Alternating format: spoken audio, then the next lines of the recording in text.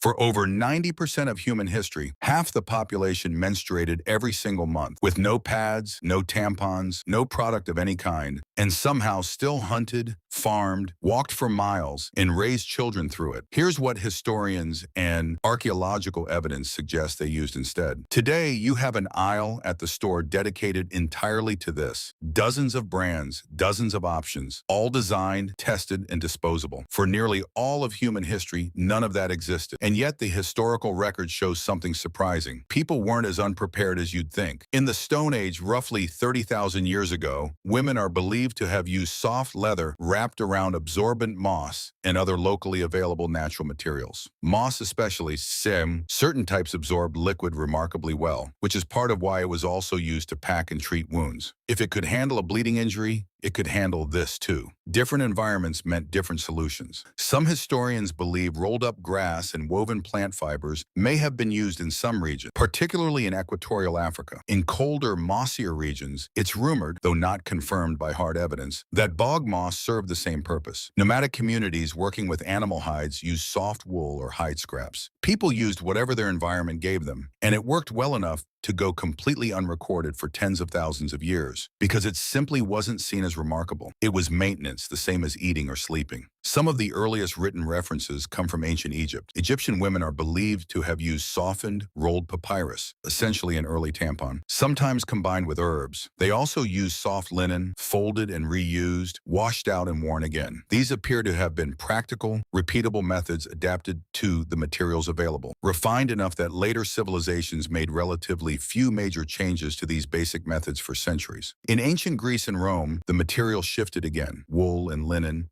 twisted and wrapped, sometimes inserted the same way the Egyptian papyrus was. Some historical sources suggest the Greeks had terms for protective cloths used during menstruation, such as phulakia, meaning protection, suggesting it was, at minimum, common enough to need a name. But here's where it gets more complicated, because for most of history, managing the bleeding wasn't actually the hardest part. The hardest part was the belief systems built around it. In several ancient cultures, menstrual blood was treated as powerful, sometimes feared, sometimes used in remedies for wounds and illness, sometimes considered capable of spoiling crops or dulling metal. Some Roman writers claimed it could sour wine or kill insects. Modern science has found no evidence to support these beliefs, but the belief shaped how women were treated during this time every single month. In some places isolated, in others quietly accommodated, the response depending entirely on which culture and which century you happen to be born into. And then, moving into the medieval period, something changed for the worse. Religious and social taboos deepened. Menstruation became something to conceal entirely, discussed in euphemism if at all. The word courses